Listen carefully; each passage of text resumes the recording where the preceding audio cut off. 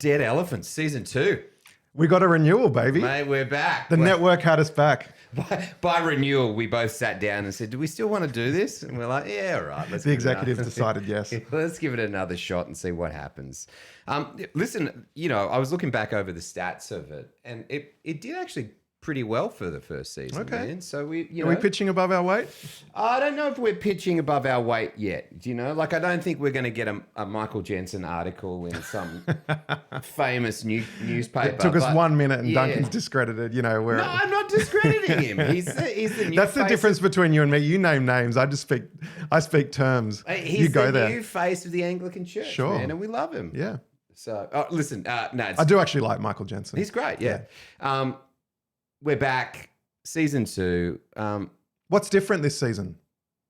We've got guests. Yeah. I think that's the biggest one, I think so too. Yeah. So the goal is to bring in some external voices on a whole bunch of different subjects. Season 1 was really about us forming chemistry and getting on the same page about what we were trying to do with the show. Mm-hmm. I think during the off season, we took some time to really solidify what that was about. And the idea is really taboo Christian topics. Yep. Talked about well. Yeah, so when we spoke in the off season, I like that you call it that. We had an off season, yeah. Training camp was brutal. Mate, we're both sports It's fans. true. No, I like it.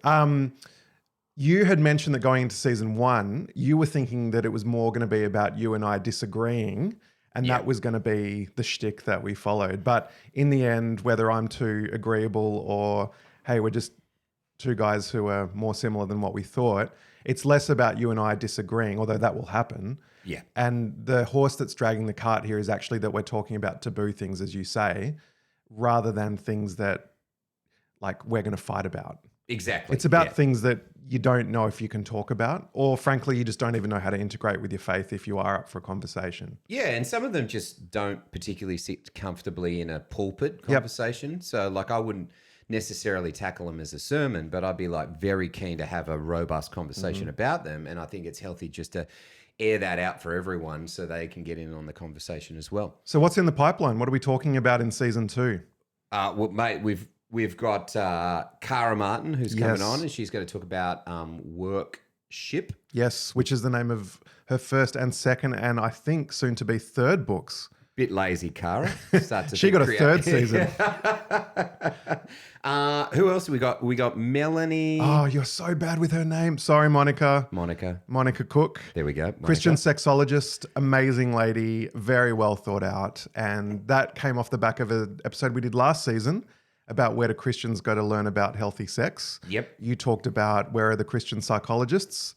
I found one. I found a good one. Well, Christian sexologist. What did I say? You said Christian psychologist. I apologize. But that's good. That's also good. Yeah. But yes, Christian sexologist. And Monica's going to come on and talk about healthy sex from a theological perspective. Brilliant. Yeah. We've got one of your friends, right, coming on talking about addiction, yes. potentially. I haven't formally asked him yet, but yep, Steve's going to say yes. Okay. Yeah. Well done, Watch Steve. this space. Thank you, Steve. Yeah. We've got, so some of the guests are about expertise and things that you and I kind of know a bit about, but not heaps. One of them is in response. We got a bit of shade about the Christian dating episode last season. Oh, are we getting someone who's in the thick of it? Yeah, it was. Okay. We dated that was an accidental pun, but there you go. Yeah. We dated ourselves in the dating episode, you and I, as 40-year-old middle-aged. We were not quite as up to speed on the narrative. Mate, that's fine. So we're going to get some younger people in to talk about what's really going on. Brilliant. Okay, well, that's all coming up. We're still actually going to do a couple of podcasts, just you and I. Yeah, it's about half, I think. Yeah, and that's the goal. And so still on Discord. I've actually formally retired from social media. Tell me, I saw all the posts yesterday. I'm out. I'm breaking up with just a horrible relationship. Just for 2024? I honestly think I'm permanently off if I can be off. Yeah, it doesn't mean that you can't get in contact with me. You know, like I still obviously have a website. I've still got podcasts here. I'm on Discord, but I just found myself doom scrolling and just like what I was finding is more and more as I was doing social media, I was being less and less creative.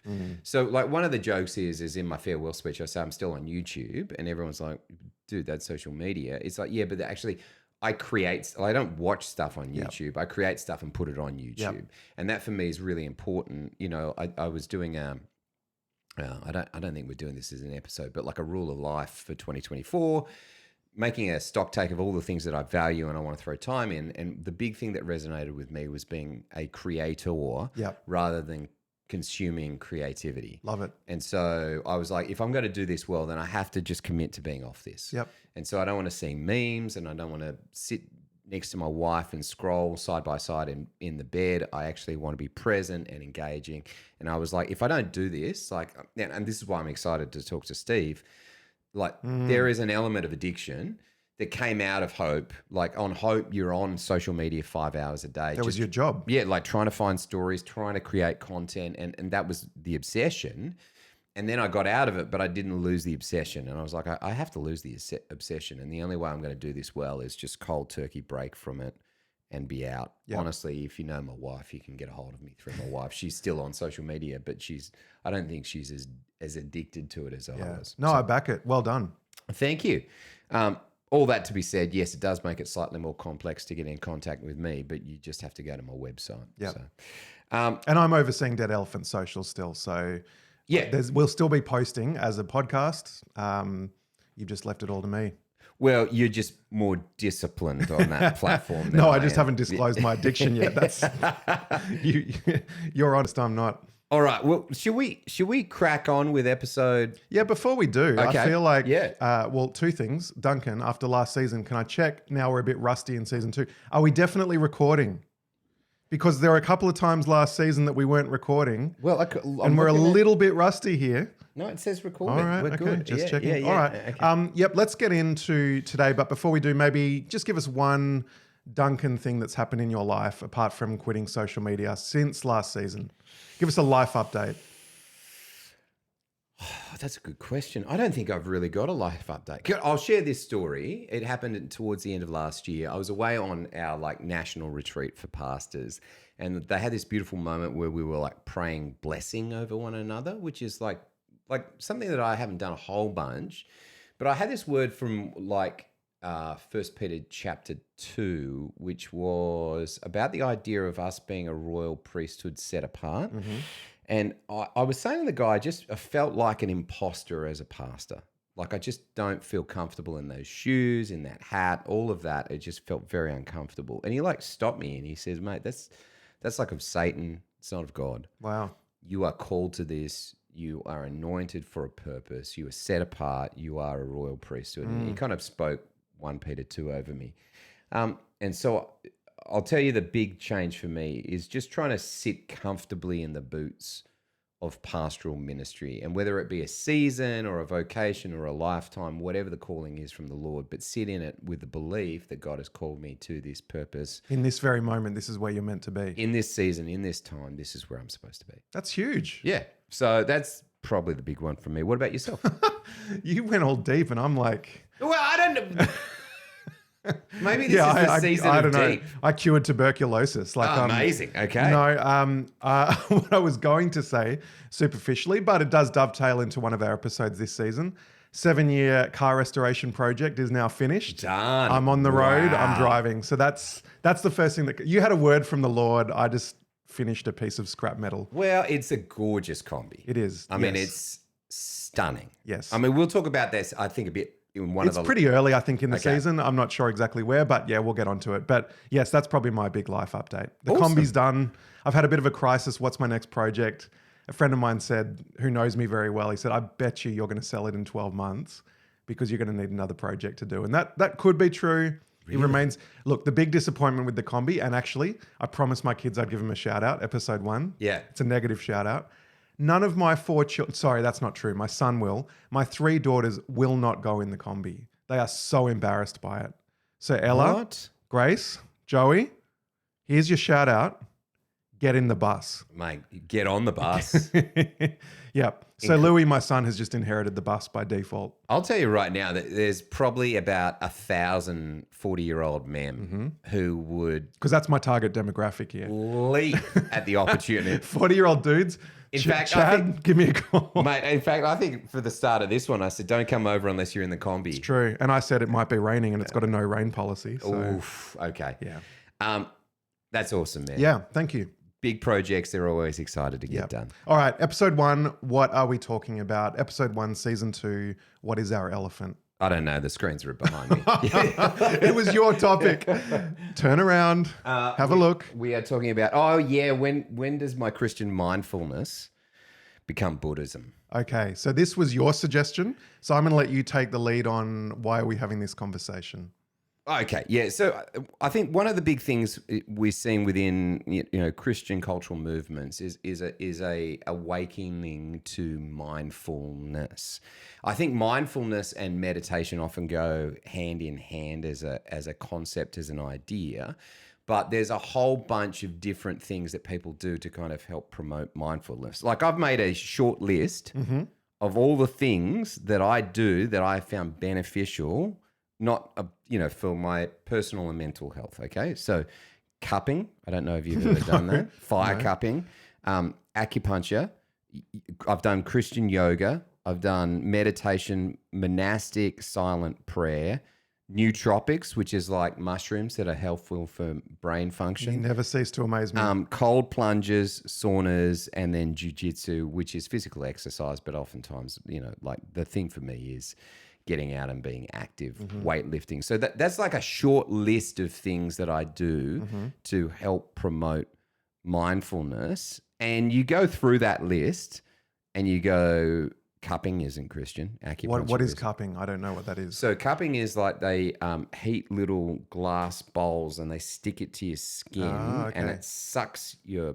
Oh, like when I watch the basketball, they've got those big circular bruises on their skin. Kind of thing. That's cupping. Ah, okay. Yeah. So it's helpful to draw blood to an area that's sore. Gotcha. And promote healing. Okay. So, but it comes out of like a Chinese medicine practice. Okay. And so like someone would say that cupping, acupuncture, and yoga are all underpinned by like a spirituality that isn't Christian. Yeah. And herein lies the tension for believers. Right. And so I have a buddy who does Christian yoga. She cops a lot of flack for doing Christian yoga. So what is Christian yoga? Well, it's stretching, listening to worship music. Okay. I mean, at its heartbeat, that's what she's doing. Yep. It doesn't have all the deep spiritualities attached to it, but I think a lot of people would say, well, no, yoga is not Christian. And you're dancing with fire. Exactly. And I have a buddy who's a professor of acupuncture and talks about opening up chi channels through acupuncture, but there's also a science behind it that you poke a muscle with a needle, you can release tension really quickly and save you a whole bunch of massaging. And so the Buddhist will say that's chi. The Christian can possibly redeem that and say that's just how God's made our body. Yeah, and what you're seeing in a lot of new research is science behind it. Going, well, actually, there's a scientific methodology that says that this is actually really significantly beneficial. And so I kind of had the attitude that you can detach the airy-fairy wildness of it all and say at its heart, this is what it's doing. And so I need that to help my body recover, to allow me to focus. Like even with cold plunges, there's a guy called Wim Hof who has a whole bunch of methodology around cold plunge therapy. And you like read him and you go, some of this is good and some of this, he sounds a bit like a cult leader. Yep. But at its heart, what it's doing with an adrenaline dump to your body and how it helps with your immune system, I think is really beneficial. And if you've ever had a cold plunge and you're looking from a perspective of mindfulness to sit in a moment, to be present right now, cold therapy could not bring you closer to the present than any other thing. Okay, so you've started to establish for those who don't know and are listening what mindfulness actually is and what the goal of it is, in my understanding also, is it's about present. Yes. So if I can speak personally, I'm the kind of person whose mind is, I don't want to say always in the future, but it's almost always in the future. I'm a futurist. That comes with benefits. I can visualize things before they happen. I can execute things that aren't there. Yeah. The downside is I find it very hard to be joyful in the moment. I'll give you an example. Last night I was at the cricket with my daughter, beautiful moment, but my mind wavers. Yeah. You know, and I know that on the one hand that in 15 years I'm going to look back on these photos and go, that was golden. And yet the torment of it is in the moment, I'm not enjoying it. And mindfulness is trying to cultivate the discipline to be present. I've shared last season about my story with mental health, hospitalization. Mindfulness was a big part of that program. I'd never experienced it before. It was introduced to me as kind of go out in a garden and just tell me what you see, tell me what you hear, tell me what you smell. And it's about peace in that moment, but it's also attempting to essentially retrain your brain and your neural pathways away from being consumed by what is not to be what is. And so a cold plunge is essentially a shock to your system that forces you to be present. So if you don't know what mindfulness is, that's what we're talking about. That's the goal of all of these things, cupping or acupuncture, or it's presence, it's health, it's restoration. But to your point, a lot of these practices have origins in non-Christian traditions. And so therefore, what do we do about them? Yeah. And, I think that there are, I hesitate to say mindfulness passages within Scripture, but this idea that, when in the New Testament they talk about the birds of the air or the flowers of the field, and the idea that they don't necessarily worry about tomorrow, for tomorrow has enough worries of its own. Is that there's this point that is being made is to be present in the day. Give us today our daily bread. That's right. And so you see it in Scripture, this focus to don't always don't be in the future, be in the moment, be present. And I think what you see is there's this yearning for that because of our digital proliferations. Right.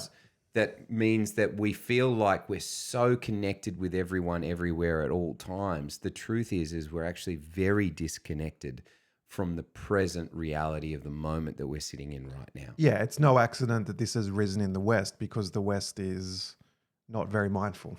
Yeah. We're busy, we're rushed. There's a whole spiritual discipline of this. We've mentioned John Mark Comer plenty of times on this podcast. This is overlapping with a lot of return to ancient spiritual practices within the Christian tradition. Yeah. Prayer and fasting, silence and solitude, Sabbath. However you scratch the itch, there is an itch there that people are feeling in the modern world. Yeah. Like I found with our church, I share this a month before we probably do our Vision Sunday, is that spiritual formation retreats is what I'm very passionate about right now. It is engaging with your story, engaging with your history, being present with God in a moment now. And learning the ability to do life slower so we're less scattered, we're less hurried, we're less overwhelmed, and we're more deeply connected to Jesus. And I think you could very easily say that's a mindfulness thing. Sure. Because it's all about being present.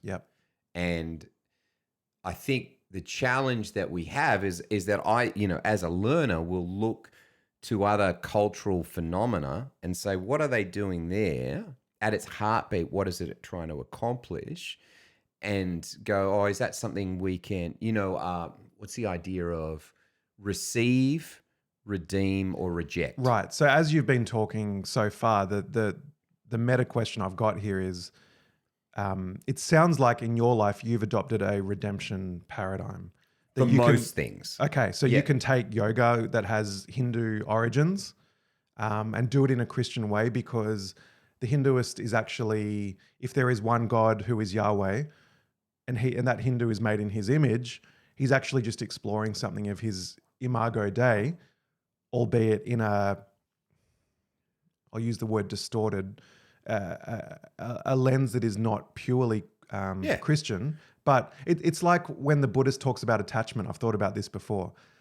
There's a lot of overlap between the Buddhist idea of attachment and the Christian idea of idolatry.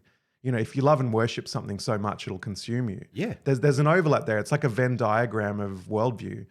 I don't think that means the Buddhist has saving faith, because there's one way to God and that's Jesus. But that doesn't mean the Buddhist is not tapping into an element of truth, because the Buddhist is made in the image of God in the same way as the Christian is. Yeah. Well, I mean, at a very grassroots level for yoga, strength through mobility as you get older becomes very important. It's just common wisdom. Yeah, and guess what? A yoga guy who's practicing in their 80s has really great flexibility and mobility, most likely. That's actually healthy. So you said, well, I said to you, you're adopting a redeem mentality, but you said for most things. So you've obviously got some sort of metric by which, like, it sounds like you're saying no to some things still. Oh, maybe it's also because I don't necessarily see the complete picture of it. So season number 1, we talked about a theology of pot. Yep. Right. And I think that there's a lot of healthy science to support the use of CBD, but a lot of the new research is coming out and saying that if you are prone to depression, the likelihood of depression will increase with the use of cannabis. And I go, oh, that's including CBD. Well, yeah, I think listen, I haven't read deep enough to say the difference between whether or not it's CBD or THC. Yeah. But the notion is that, yeah, like if you are addicted to it and you are prone to depression, the likelihood of depression increases by about 40%. Right.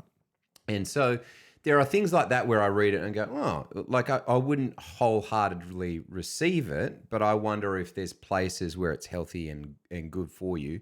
And I don't think I necessarily cannonball into the deep end of every notion, you know, like I think I have right now psychedelics as way of retraining neural pathways is all the rage. Yep. And so people are kind of discovering the health benefits, I guess, for magic mushrooms and things like that and LSD. And I go, I don't know if I'm there yet. And is that just like I'll take it case by case and vibe it? Or do you actually have a metric? Like is there a way that you can filter it? Or are you just going, that one doesn't quite feel right? Or is it a bit more objective than that and go, I see no evidence of it in the Bible, therefore I won't do it. Do you know what I mean? Like, are there paradigms here, or are you vibing situation by situation? Well, yeah, I mean, there's stuff like I go, mate, it's not like cannabis was invented a couple of 100 years ago. Like, there's for sure the natural element to it. Do you know what I mean? There's like large cannabis plantations somewhere around Israel that they're aware of. You know, like it just. For Jesus, it's not the notion of the redemption story that he's trying to communicate, you know? And I think it's probably the same for like magic mushrooms. It's like they're probably, there's drugs have been around forever. If people needed a way to get high and escape, it's probably existed. And what Jesus is trying to say is, you want to get high and escape, I'm probably the best solution for that. And so that's where I think conversations like that, what you realize is if someone has like deep-seated trauma and they're looking for an avenue to overcome that roadblock, my question is, and this is from a place of like just trying to learn something, is the administration of like a psychedelic in tandem with a deeper relationship with Jesus helpful or a hindrance? Okay, so that's very helpful. And I'm not trying to solve it. Sure. I'm just asking the question. So what I want to go next to is play devil's advocate to where you're coming from. Yeah. Let's say I can think of, maybe it's not extreme, but I'll use the example, the Christian who will say, don't even touch yoga of any nature whatsoever. I suppose that's the counterpoint or the counter philosophy to what you've decided. And you said in partnership with. So theologically, the concept that we're starting to dabble with is what theologians will call syncretism. So when you start, you've got Jesus, but then you kind of infuse Jesus with other things. So in missionary work, the classic example is You go to another country, you convert the village, they love Jesus, but they're still practicing witchcraft because they don't know how to let that go because that's part of their culture that's been going on for centuries. Yeah. The theologian will say that's a bad outcome. That's syncretistic. All you've done is actually added Jesus to what you've already got rather than make Jesus your Lord. So where I'm going with this. Yeah, so I'm definitely not that. But someone might accuse you of being that. Yeah. To be honest with you. So I'm trying to understand the other viewpoint, which says, put it this way, the Christian who says, I'm not even doing yoga under any circumstances, even if there's worship music on in the background, where are they coming from? What's their fear? What's their anxiety? They're not coming from a redemptive mentality. They're coming from a forbidding mentality. What's their argument? Yeah, good question. I wonder if that's a holiness thing. So, Okay. so you get a sense when Paul is talking about, some people find days holier than other days and foods more precious than other foods. Mm-hmm. And then his encouragement is don't lead an individual into sin or cause them to sin. Is that there's an acknowledgement that as we form our relationship with Jesus, Yep. some of us have higher values and significances for various different things. For me, the journey of the last 12 months has been Sabbathing and creating and for 20 years of my faith, I've never had a care in the world about Sabbathing. But now for me, it's a very holy thing. And that's been a sharp transition, and it's been met with, I think, a bit of tension as a result of that. But I think that's the case for a bunch of people. Like if we have friends who are Christians who are like, I feel like there's something significant about not eating pork from the Old Testament, and I know that there's a heavenly mat that descends, and suddenly it's all good, but I just don't want to do it. Yep. You go, but they're saying, I don't want to do it because I want to deepen my relationship with Jesus. That's healthy. Okay. And so it's more about the why are you making the decision more than which decision are you doing? Yeah, and I think too, if it then becomes impositional, by the way, no one anywhere at any stage should ever do this. Yep. You're like, well, are we just ruling out stretching? Because I mean, where's that line for syncretism in the sense of someone at some stage led Australia to Christ, but we all still play cricket? Yep. Like we haven't forfeited that. Yep. Is that deepening our relationship with God, or is that some frivolous, pointless activity that we do to pass the time? Well, I think the person would say the difference between cricket and yoga, for example. Yeah. And maybe you'd say they're both the same, is in yoga, you're potentially inviting the satanic into your world. I think that's an anxiety. You're actually dabbling with spiritual warfare. Perfect. Okay. Rather than putting on the armor of God. Whereas cricket is, now some people say, well, cricket's also taking people away from Jesus because it's become a religion unto itself. Maybe it's just a different iteration of the same thing. But I think that's the anxiety. It's like you're messing with the devil, essentially. And so why would you even go there? And so that's where I think our line for where does Christian mindfulness cross over and become Buddhism or whatever, New Age mysticism. Sure. It is, from my perspective, I just want to make Jesus the center of everything I do. Mm-hmm. And probably similar to you, I often have my head, elsewhere in the future. Yep. How do I get to a moment where I can be present? And I find that the things on my list that I wrote down that were beneficial are things that allow me to stop and be present in the moment. Yep. I can't be anywhere else but here with Jesus right now. And as part of that, there's a healing and a restoration that's going on. And I don't think I'm under any illusion that there is a way to practice yoga that is mystical. Mm-hmm. But from my perspective, it's like I'm pretty tight as a result of jiu-jitsu, and I need something to loosen. You sure are. I need something to loosen me up. Yep. And stretching is really helpful. And there's a whole bunch of series of stretches that are called,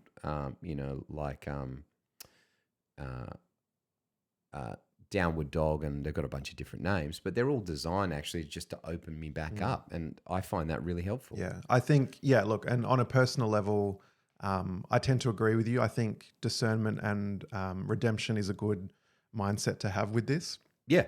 I've shared it with my relationship with psychology and theology. I think you've got a few options. You either adopt everything and don't discern and just say, hey, everyone else is doing it. Don't agree with that. On the other end of the spectrum, I suppose there's if you know the movie The Waterboy, Bobby Boucher, Mum, Everything's of the Devil, Vicky Valancourt's of the Devil. And in between that is, and yes, there is a danger of syncretism in the in-between, but I think when we learn the benefits of yoga, when we learn the benefits of mindfulness, acupuncture, whatever it is, I personally, my conclusion is that's teaching us something physiological and scientific and biological about the body that Yahweh has made for us. Yeah. If I'm asked to pray to Buddha, to invoke that, I'm not doing it. I'm out, right? Yeah, I'm out. So, but if we keep it on the physical and in the physical, a delight in Yahweh for how He's made us, then personally I'm okay with that. In saying that, I also hear the argument of, armor of God, don't even dabble, run from evil. And I guess what I'm saying is, if someone said to me, I don't even touch yoga, I personally disagree with you, but I support you in that decision. I don't think that's a wrong decision. Yeah, if that's pushing you into a deeper relationship with God, good. Yeah. Flee, throw off everything that hinders. Yeah. Yeah. But I personally don't think you're invoking anything by doing yoga as a practice. No. But I can respect those who say, I disagree with that. Okay. Yeah. So you're the I was going to say you're the guru. You're the guy with this more than me. I've done mindfulness more in the psychological space. You've done a lot more physiological stuff. Yeah. For our listeners who are interested, just give us a summary of how to think about this from your perspective. Well, I think probably similar to a lot of listeners, I can find myself very scattered, and usually from a proliferation of digital devices, there's a dopamine addiction that's not a healthy one. I therefore need to have a system of some description in place to help me find focus. But why can't that be fasting? It can. Why can't it be? But my point is, if Jesus has given us ways to do that, why do we need to bring in yoga as well? I'm now counterpointing what I've just said. Yeah. I suck at fasting, first of all. Love your food. I do love my food. Well, I mean, listen, I do a 16-8. So, but that's for those who are in the know, that's 8 hours of eating and 16 hours of fasting. But on a day when I'm not meant to eat and just drink water, I'm miserable, and I'm trying to learn to do that better. I'll just be honest, right? I just don't do it well. And I need to learn the ability to do that well. And it's more about being micro present in the moment. My son's on Ritalin for ADHD. The moment he takes Ritalin, suddenly he's in the moment. Well, that's a chemical transition in his brain caused by a synthetic drug that allows him now to find a place of focus. Yeah. Right. But that also then allows him to push deeper into a relationship with Jesus. So I'm kind of on board with it. Sure. And that's where I think those kind of elements where you're talking about nootropics, which are they're kind of focus enhancing mushrooms, they're good. Where I struggle to find the boundary is there's also a psychedelic inducing mushroom that is proven to be beneficial for redeveloping neural pathways that takes you out of your right mind. Okay. And that's where I think you're releasing control, okay, and that becomes really dangerous. So it's in many ways, it's that first principle of, is it bringing me to God or is it not? Basically. Yeah, right. That's what I'm hearing you say. That's the umbrella to which, is this activity bringing me to God or is it taking me away from God? Yeah. Yeah. And that's where I think, there's going to be someone who writes into the show and says, listen, I did a guided trip on magic mushrooms and I had the most profound encounter with God and I'm deeper in a relationship with, and I'm like, that's great. That's anecdotal. It's not prescriptive. Sure. Don't then roll that out to every other human that you know. Yep. Is that you've got to have some wisdom with some of this stuff. And if the wisdom is, actually, that's not going to be helpful because the thing that you struggle with is depression and this is going to enhance all those depressive traits, then don't do it. Yep. Yep. No, that's good. I think it's simple. It's easy to take away. Is this practice deepening my relationship with the Lord, or is it not? That's a helpful way, I think, to filter some of these activities. All right. Shall we wrap it up there? I'm feeling very present. I think that's a good decision. Okay. Listen, if you've got any thoughts on all of this and if you vehemently disagree, you're always welcome to jump on Discord and join the conversation. Yeah, I mean, the goal is to get you guys to think this for yourself. This is not us saying we've worked everything out. Yeah. This is us going, what do you guys think? Whether that's through Discord or in just your own private prayer life. If that helps you learn how to learn in your theology, then I'm so happy with that. Also share like articles or resources that you've got on the subject. I always like to have kind of a little repository on Discord of here's some other thoughts on the subject. You might have to go to the dark web for this one though. So Ooh, easy. Don't do that. All right. We'll see you again next week on The Dead Elephants. Have a great week. Bye.